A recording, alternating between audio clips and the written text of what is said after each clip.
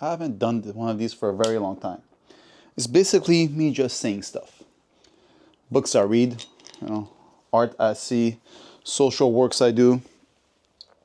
They're not meant to be this intellectual, narcissistic perception of whatever I say is truth.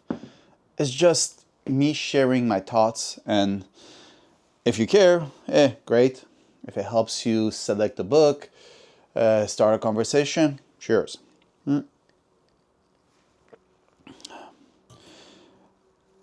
I put a pause on it because life.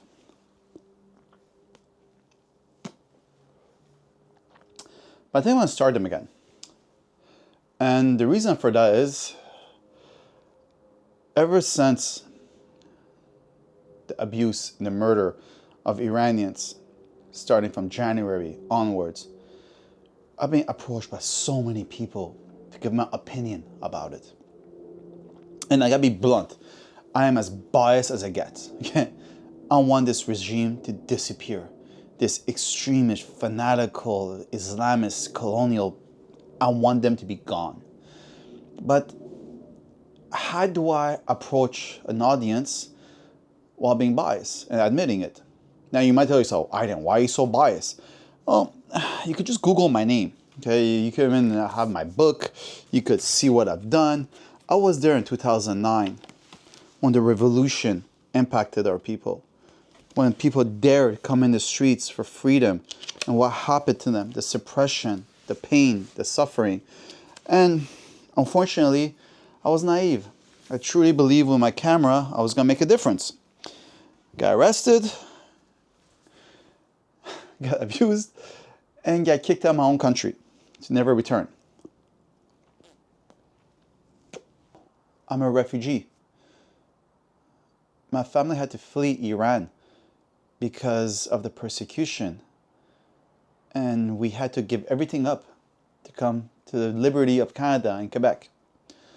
So yeah, I have no fandom for the Islamic regime. Yeah. I feel heartbroken when I see my nation being bombed, but how else do you free a nation when 40,000 people get killed asking liberty? I don't know. I read a lot of history, and usually freedom doesn't come cheap. It never does. Now, I'm going to try. I'm being serious. Most chance I'm going to fail. To recommend books that, before you start talking about this subject like Iran, maybe get a background about it. Now, I'm going to try. I told you, I'm biased. I'm going to try to pick books that I recommend that you should read if you want to understand what's happening in Iran right now. From the historic, the social, and also the sacrifices that is required and has already been done and failed. Now, please, if this bothers you, if this hurts you, if you're triggered, erase me. I'm not really in this to make friends. Okay? I'm too old.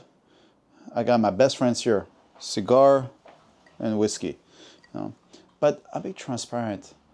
If you could look into yourself and look into these books, and I'm doing my best to give you neutral books to read. I got other ones I can recommend. They're extremely biased. I'm not going to do that. Neutral books to read. And we're going to start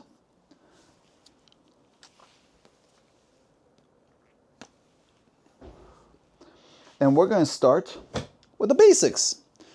Basic Iranian history. First thing first, Persians, the age of the great kings. Well, Lloyd, I can never say his middle name. Llewellyn-Jones. Okay. It's a pretty modern book. It just came out a few months ago, I think less than a year. It goes from the inception of the Assyrians all the way to the last king of Iran, the great Shah. From Cyrus, how he fell, how he took control, from the different dynasties that took over Iran. And this is something that I want you guys to put in your head. Iran was never an Islamic state. Still is not. As much as they want to impose it, as much as they want to force it upon every newborn, it is not. It's as diverse as you can imagine. Starting from Zoroastrianism and how that built up and how that got convoluted with Western identity via the war and the battles and the interactions with the Greeks and the Romans. That's why we're going for one of my favorite authors of all time, Tom Holland. I can say his name perfectly because I have all of his books. He's my favorite historian. And Persian Fire.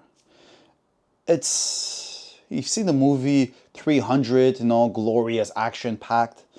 Well, this is the reality version of it. From the battles, why it happened. From the Greco-Roman wars to the Spartans, who they were and why they entered the war with Xerxes. They lost. In all honesty, they lost.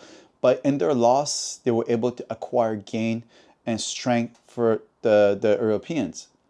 That one that eventually Alexander the Great comes in the game and Persia gets their ass kicked in.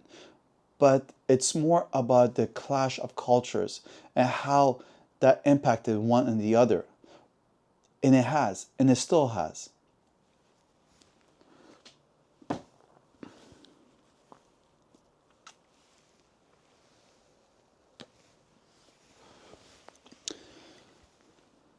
Next book is fiction by Eva Homa, Daughters of Smoke and Fire. It's a story of a Kurdish girl growing up in Iran, being part of a diaspora in Iran, believing in justice and never getting it, fighting for justice and the consequences that go with it. It's fiction, but it's so close to home. How do you exist in a world that prevents you from existing? How do you live in a world where all you want is just to have the basic freedom to read the books that you want to read? So all the books, I think half of these books in my library are going to be banned in Iran. And all they want to do is that. Have justice for themselves, for Kurds, which even to this day, not quite happening. Another peculiar book that I really liked. It wasn't the greatest read, but it's written by two journalists.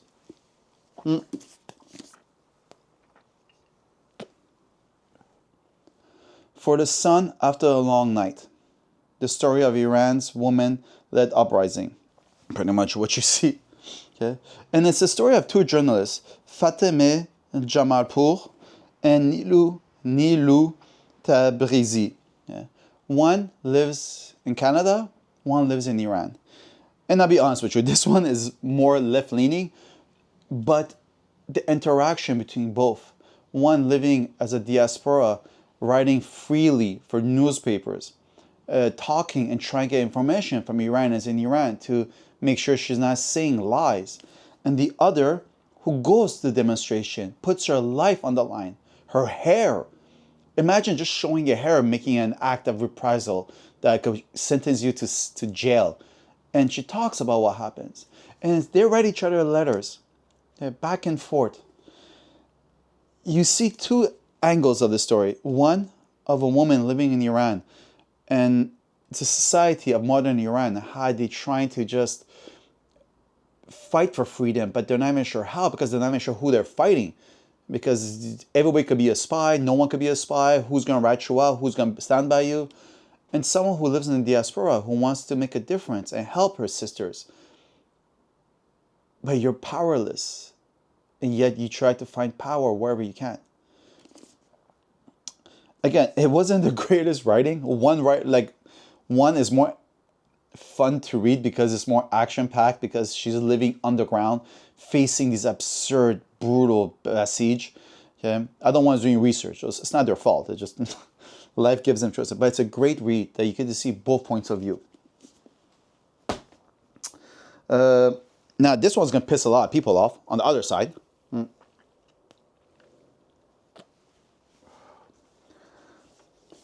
King of Kings.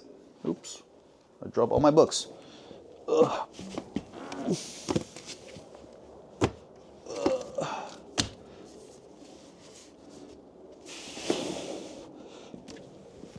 We're back at King of Kings, okay, by Scott Anderson. Oh, this is a fun book. Yeah. It tells you the story of the last king of Iran, and also how Khomeini was able to come in power. And it's dude, it reads like a Game of Thrones. It's so absurd. And this is the truth because the title says it. Iran Revolution, the story of Hubris, Delusion, and Catastrophic Miscalculation. I would just put it, the history of the good, the bad, and the ugly. Yeah. Because the king wasn't an evil man. He also wasn't a genius. He was an individual who had narcissistic tendencies, who was a playboy, and got pushed into a position of power that he didn't even want, but he had to keep, surrounded by yes-mans. And you could see kind of the humanity of the man, that he wasn't tasked with his job. Yet, he kept on trying to do the best decisions. No, sorry, let me rephrase that.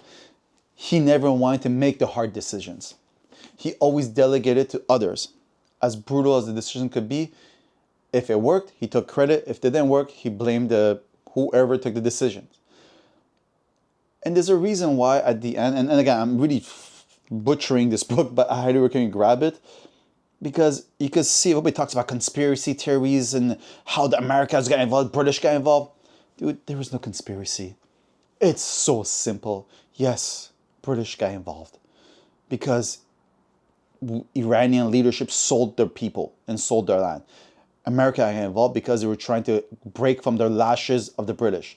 They were trying, and like Mossadegh, you know, the communist leader who took power was like, oh my God, the CIA got involved. Dude, it ain't what you think.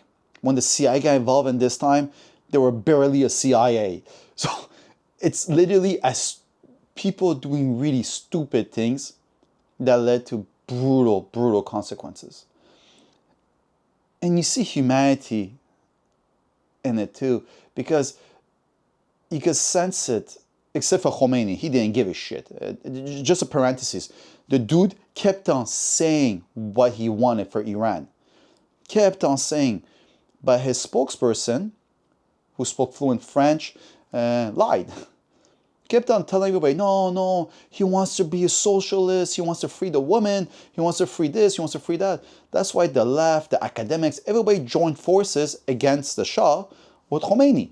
They called it the black and red. Hence, guys, these days I see a lot of that. But the stupidity was, Khomeini made tapes. He sent those tapes saying exactly what he was going to do. Just nobody bothered to listen to them, including the CIA. And it's history, so it's like it's happened, so I'm allowed to laugh about it now. But you read this, you're like, oh my God, how stupid were you people from all sides? And this is something where, I'm being honest, if the Shah comes and takes the lead, if the people want that, I'm all for it. But there's a reason people are not pro-Shah. You know? My father is not, because we have family members who got executed by the Shah.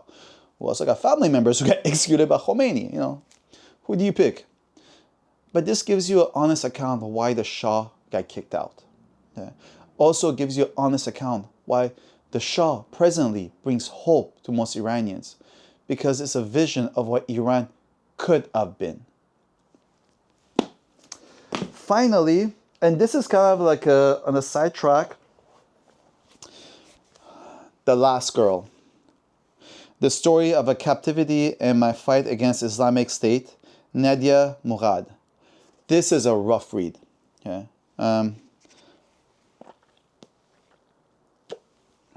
Trigger warning, she's a Kurd who gets kidnapped, puts into sexual slavery, finally frees herself, and goes and talks about what happened to her. But I want you to read this book because I want you to understand the people in power in Iran right now are the same people with the same mindset that believe that human trafficking a girl who's Azidi, sorry, she's not Kurd, Azidi, is normalized because they're not from the right faith. Anyone who does not abide by the strict values of Islamic rule, Sharia law, is is just garbage. You can do whatever you want to them. And those are the people right now who are suppressing my people in Iran, who are murdering them, executing them, raping them. This last one, I'm putting it out there just if you want to understand what it is to live under a fascist Islamic state and the consequences. It's not easy to read. It will hurt you. And it's a true story. Now, this is my recommendation. You guys do whatever you want with them. If you don't like them, it's okay. You can write your comments. You go, I didn't, fuck off. We hate you. It's good. I'm not gonna, don't worry. If it makes you feel happy, it's your therapy to rip into me, I'll take it. But if you actually care, you want to understand, pick these books up. And maybe I do more of these. You know, I kind of enjoy it. I get to drink and smoke my cigars. It's kind of a win-win for me.